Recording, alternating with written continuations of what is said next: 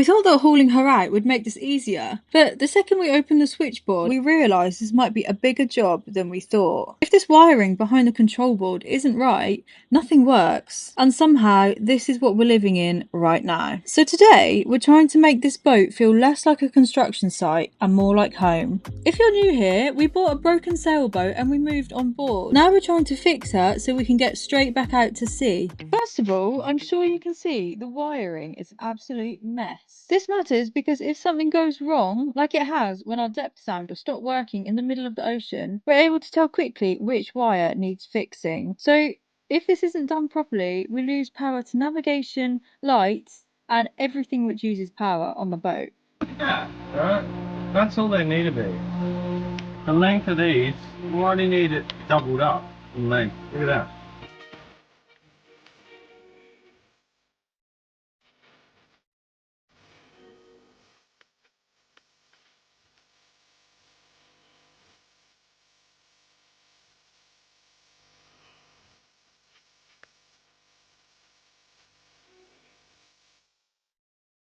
Whilst I left my trust in Danny, who's colourblind by the way, to do the wiring, I've been assigned the glamorous job. Another thing that we really need to sort out is this. The most horrible little compartment that we have. Yuck, look how disgusting this is. I'm going to measure the vinyl to go in here. We need some that goes here, all the way up there, around the top and on the sides I think.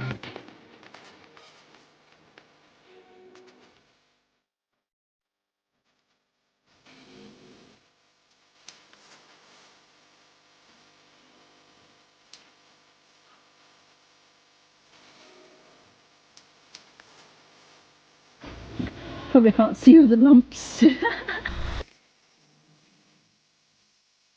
Meanwhile, Danny came across a lot of wires which had an unnecessary amount of excess, but also wires which were very snapped and just weren't working. That is much nicer. We've done 4 out of 15. In how long? 3 hours. Good job. Oh, look at that. It'll all be nice. You wait. Righto, here we are. About to drop the ceiling. So we can run some wires for the saltwater pump. But then we found a bigger problem, which meant we needed to pull the roof down so we could access the wires which were running through there, which didn't actually have any purpose. How cute are our flags? They're the ones we got when we climbed Everest. They're so cute, aren't they? Whoa. Interesting. Solid. The sooner that we get the wires sorted, the sooner we get Soluna back in the water. What is going on? This is all the mast wiring, which we're not drilling a hole through the top to run wires up to the mast. We're going to run a solar light. If you have a sailboat, you know that everything leaks, and putting a hole in the top of the boat is bound to leak.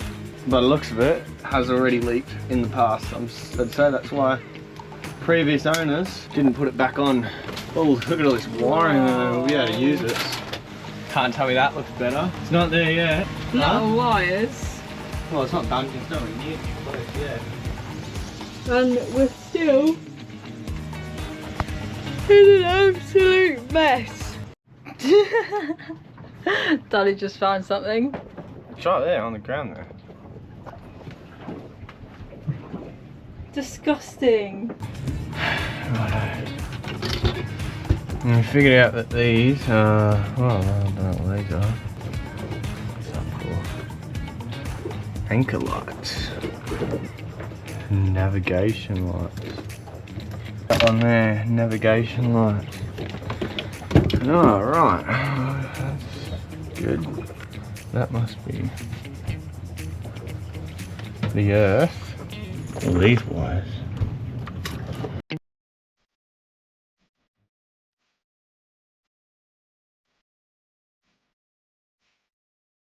Oh, it goes into that. Need a bit more of that coming through it.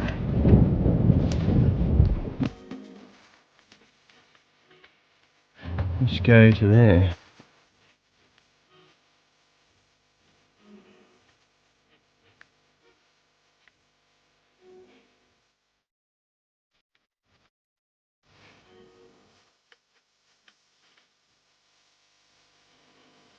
Doesn't look like I've cut much out, but I assure you we have. Look at that.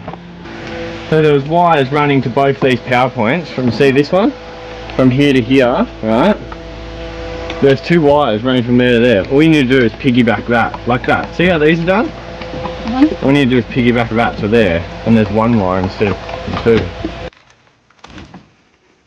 Ready? Uh-huh.